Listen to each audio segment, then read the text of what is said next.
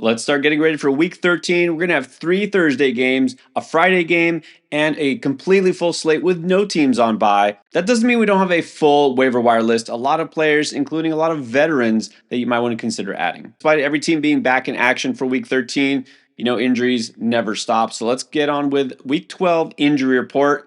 And I guess let's start with the shoulder. We've got a few shoulder injuries here. The biggest one is David Montgomery for the Lions. He left that game early, did not return. And here's the problem. The Lions, of course, play on Thanksgiving, so a very short turnaround. Is he going to be ready for Thursday?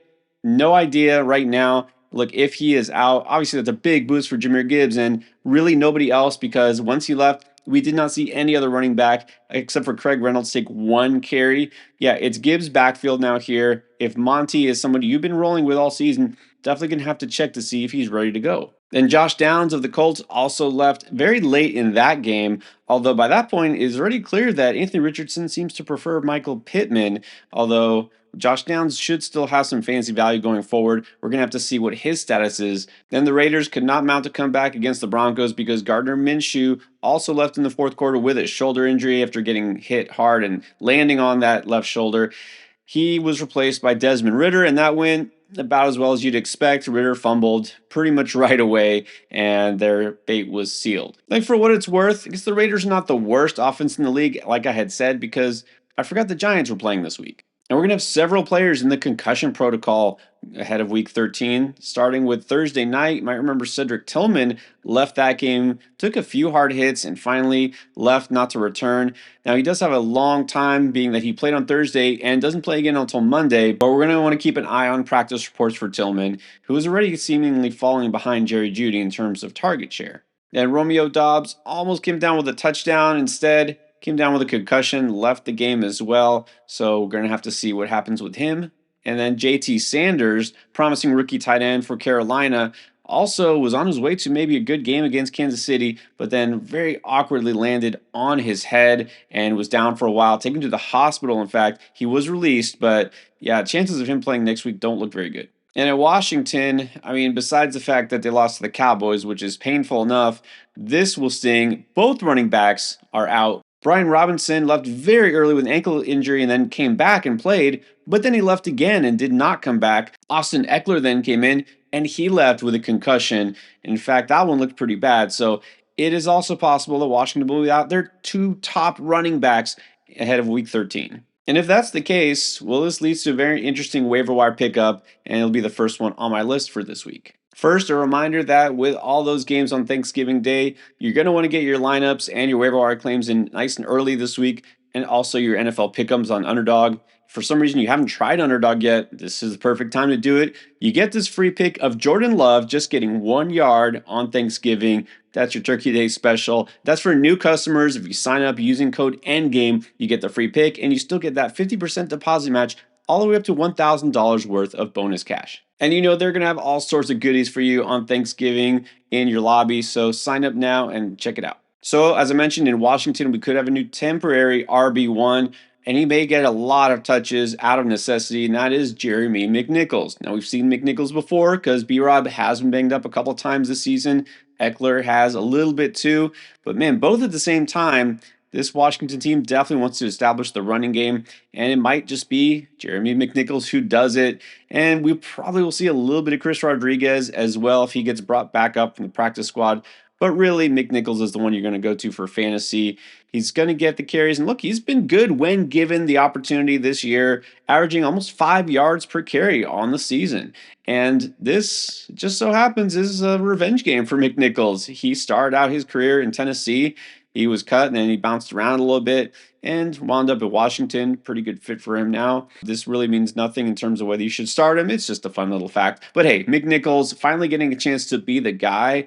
Again, I don't expect him to necessarily be a bell cow here. Rodriguez will mix in. But the Titans are a team that want to try to force you to run the ball and keep everything in front of them.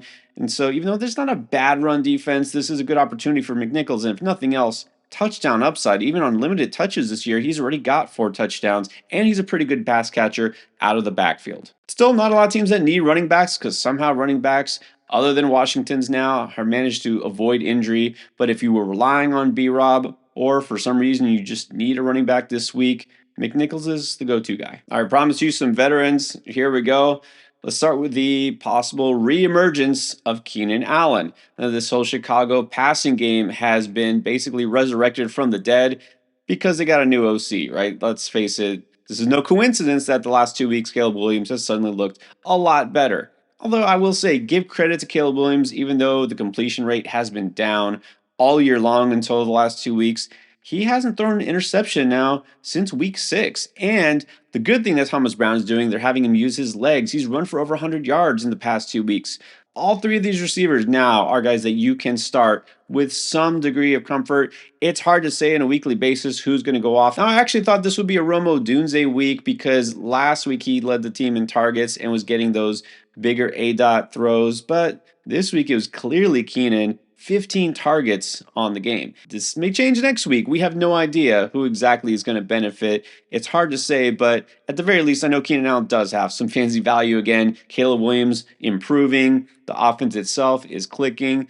And the matchup is really not bad at all. Never liked facing the Lions defense, but again, they do give up points to wide receivers. We just saw Michael Pittman have a pretty nice game against them, even though the Colts overall didn't score much. And so I feel like both Keenan Allen and DJ Moore and maybe Romo Dunze as well are all startable. But Keenan Allen was dropped in a lot of leagues because he was probably third on this team in terms of pecking order. And now he's one of the three. So if he's out there, he's definitely a strong ad because he should bring a weekly floor in PPR. And now he's showing his ceiling as well. Let's turn the Wayback Machine back a little bit farther and go to Adam Thielen. That's right, he's back. He played. We knew he was going to be active for week 12, but in a very tough matchup against the Chiefs defense, and we weren't sure exactly how much he would be out there. He looked good. He was fine. Caught 3 passes for 57 yards, 4 targets. You got to feel like that target share is going to increase next week as he gets his legs back under him. Also, I mentioned the JT Sanders injury. That's just going to help Thielen because Sanders as the tight end, again, Thielen as a slot guy, going to run a lot more of those inside routes. Thielen is going to turn out to be Bryce Young's safety blanket here, and he's going to go back to being a pretty valuable PPR asset. But I also really like the fact that the Panthers are playing the Tampa Bay Bucks next week. Yeah, Tampa Bay still not a good defense. Don't let Tommy DeVito and the Giants fool you into thinking that the Bucks all of a sudden are going to be able to shut teams down. That's just how bad the Giants are at this point. But look, I think Thielen will get you some points here. Touchdown are going to be a little hard to come by compared to some other receivers like a Keenan Allen. But still, we've seen Thielen do it before. We've seen a lot of strides also from Bryce Young lately. Got to give him credit the way he played, almost beat the Chiefs this week. So I feel pretty good about Adam Thielen in a deep enough league, let's say 12 team or more, where it's PPR. All right, time for a rookie. Let's throw in Devaughn Vele into the mix. This would be the Broncos receiver who you didn't know about until the season started. He's one of many young receivers they have. Troy Franklin, of course, Bo Nix's former teammate in college. Got Marvin Mims, we're still waiting for the breakout there. A lot of different options in this receiving core. But Vele has now stepped up 2 weeks in a row, and he stepped up big time in week 12. He was second on the team in targets, receptions, yards, and everything. So while Cortland Sutton was going off, Devaughn Vele kind of had a sneaky 6-catch, 80-yard game. It seems like the Broncos and Sean Payton have done the smart thing and just kind of not even try to run the ball anymore. It's not working. Just forget it. Let Bo Nix do it all.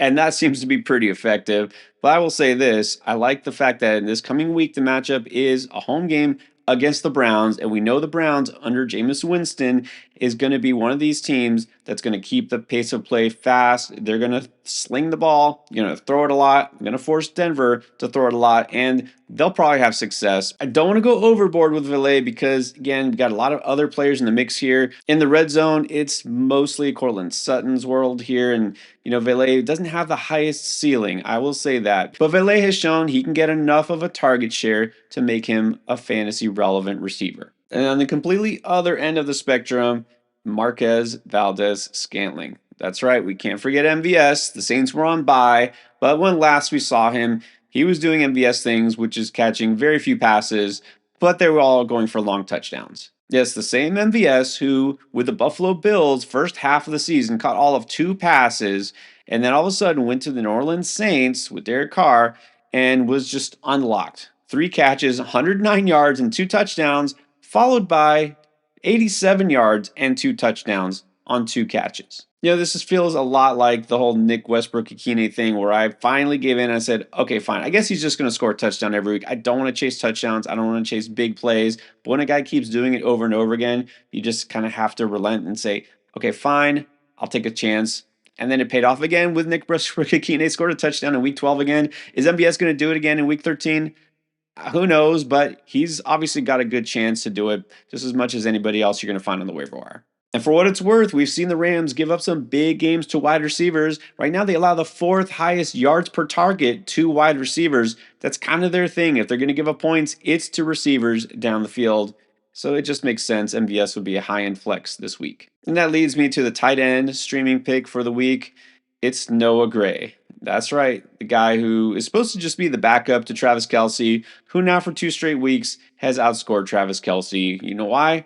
Because he's catching touchdowns. It's good. Last week, we could just conveniently ignore 2-touchdown game. It happens, right? The Bills took Kelce out of the game plan. A random touchdown or 2-touchdown game, it will happen. A lot of players will do that. To have it happen 2 weeks in a row, while Travis Kelce also doesn't score 2 weeks in a row and doesn't have big numbers, this is going to make us raise an eyebrow. Now, Kelce was okay, 6 catches and 62 yards, but Noah Gray actually got more receiving yards than him as well, 66, and those 2 touchdowns. I don't know what's going on here. Again, with Andy Reid, you never know who he's going to decide to go to in a given week. This is exactly what happened last year. Remember, Noah Gray was a hot pickup for a minute and then completely fell off after everyone bought in. I completely expect it to happen again. So I'm going to say this with a big warning label on it. Noah Gray could catch another touchdown, maybe 2 again this week. Who knows? Or he could do absolutely nothing. Look, there's no teams on bye. You shouldn't have to dig too deep for a tight end. But if you're looking for a guy with potential to score, yeah, Noah Gray is definitely somebody you have to consider now. Plus the fact that his matchup is actually really good too, going against the Raiders, who are just not a great defense in general. They're banged up as well in the secondary. But it just so happens that the Raiders allowed the 2nd most fantasy points per game to the tight end position. It's possible that both Kelce and Gray are startable this week. Which brings me to another player that is the ultimate, what the heck, throw him in there and see what happens. Yeah, Taysom Hill is probably still out there because the Saints were on bye this past week. Some people didn't hold on to him. He's still available in a little bit under half of all fantasy leagues. Depends on your league, your platform, whatever. But Taysom Hill is pretty much the ultimate streamer. Quarterback, tight ends, whatever. Now, you probably don't want to play him at quarterback unless you're in a super flex league. At tight end, I mean, he's just about as good as any other of the streaming options. And what are we going to get from him? Never know. We know that he went insane on the week before the bye. We know that he always has upside, running, catching, passing, and also know that there is no analytics needed here in terms of matchup and usage because I have absolutely no idea when and how he's going to get used, and neither do you. So I'll say the same thing I always say about Taysom Hill. You're shooting for upside and you're not scared. Just go with him. All right, now as far as a real quarterback recommendation here, you're looking for somebody in week 13.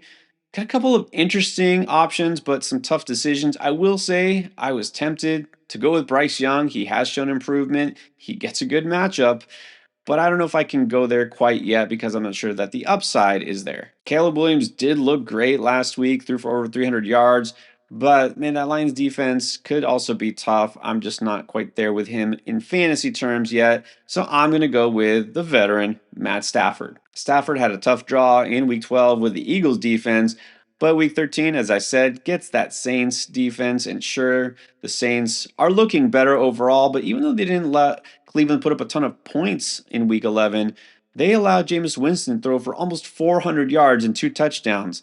I think Matt Stafford could do something similar. He's got better receivers. He's a better quarterback than Winston. Yeah, this New Orleans defense, don't let it fool you. It's still not good, and I still think Stafford can deal here. A couple more for you deep league players. You're looking for somebody who might help you out. Let's go to Ameer Abdullah. I know he was a popular pickup from the previous week because both Zamir White and Alexander Madison did not play. Absolutely no idea if they're going to play this week. Madison's ankle injury looked pretty serious, so I wouldn't be surprised if he was out again.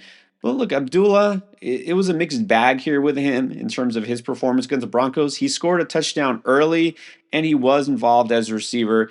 That's pretty much what we expected. You do not expect him to have big rushing output, and he didn't. But he was still the guy who had the most fancy juice here. Sincere McCormick technically was the leading rusher, but also gave you almost nothing in terms of a fantasy standpoint. Dylan Lobby, the rookie, didn't even really play on offense. Abdullah is the most fantasy relevant RB here, and if Madison and White are both out again, he does have some value. Now, I don't like his matchup this coming week because he gets Kansas City and might have to do something as a pass catcher again, maybe score a touchdown to get you some points. But he is a deep flex option. He is a good depth kind of stash at RB if you're looking for that. And I do like the fact that the following week, the schedule softens up and they get the Bucks. And then one more is a what the heck flex, Calvin Austin of the Pittsburgh Steelers. Now, Austin coming off a nice game, 3 catches, 78 yards, and that touchdown on Thursday Night Football. This seems like chasing points. This seems like somebody you wouldn't necessarily want to invest in based on that one play. But this isn't the first time that Austin has done this. In fact, it's the third game this season where he's gone over 50 yards and a touchdown. Like, this is what he is, right? He's kind of a MVS light. He's the deep threat, right? He's a speed guy. And Russ, although he hasn't been as good the last couple of weeks, he's shown that he can throw the deep ball still, and he's looking for Austin a little bit more often. I think Austin could come through with a big play here again because they're on the road against the Bengals, and we know that the Bengals are getting nothing but shootouts lately, putting up a ton of points and giving up a ton of points, especially in the secondary. The reason I bring up a guy like Austin is because at this point of the season, a lot of you are saying it's a must win, or you want to head into the playoffs, secure your bye, your top seed, or just make the playoffs. You need upside. Let's just forget about guys like Wan'Dale Robinson, who are going to get you a few points and a floor, and it's not going to help you enough. And then here's some players you can forget, probably for good. This is the cut list. You need to make room to add some of these pickups. Well, these are the guys that you can drop. Let's start with Alexander Madison. Again, not sure when he'll come back. Even so, how good has he been this year? The answer is not very good at all. Averaging 3.3 yards per carry, 32 yards per game on the ground. He's not helping anybody in fantasy. And so it's not like I feel this is an Ameer Abdullah takeover or anything like that. Again, I really still don't want anything to do with this Raiders offense if possible. But if I do need a running back, it's going to be Abdullah and not Madison. Then, believe it or not, an offense that is really struggling is the 49ers. And so I understand Brock Purdy is saying he's going to come back next week, and I believe he might. But even so, I think it's time to give up on Ricky Pearsall in redraft leagues. Even besides this week's disaster against the Packers, where Pearsall didn't get a single target, the week before, he didn't have a single catch. There's just not enough to go around here for Pearsall to be fancy viable with Juwan Jennings stepping up. Debo is still there. Kittle has really been their best player lately, CMC. And so, sorry, even with a healthy Purdy, Pearsall just doesn't have enough for fantasy. And I'm going to say the same thing for Tyler Lockett in Seattle. JSN has really stepped up and become the number one guy there. DK Metcalf is another who you could say is like a number one receiver. Where does that leave Lockett? A distant third. 2 catches for 20 yards. That's 2 straight games with only 2 catches. Look, a floor is, again, not something we're looking for here at this point of the season. Let's go with a guy who has some actual upside. And then I'll say I really don't want to drop Cedric Tillman if I don't have to, but you might have to, especially with some players coming off a bye and you want to pick up somebody who is going to be a little bit more consistent and dependable. Again, Tillman in the protocol, maybe he'll play this week, maybe he won't, but Jerry Jeudy has stepped up to be the number one target there, and that schedule is really tough for receivers for the rest of the season. So I hate to say it, but as good as Tillman was for a couple of weeks, I don't think you have to hold him anymore. And finally, maybe this doesn't have to be said, but I'm going to say it. There's no reason to roster Aaron Rodgers anymore. Look, I know some of you do play Superflex 2 QB leagues, or you're in a deep league where, everybody hoards backup quarterbacks for whatever reason. He does not need to be one of them. Talk that he might be put on IR, cut. Even if he isn't, what are you getting here other than just unmitigated disaster? Save yourself the agony, drop him, and look anywhere else. At the very least, karma reasons. After you make your waiver claims, you're going to want some help for start-sit advice. Everything you need to win in Week 13 is going to be in this week's playlist, like usual.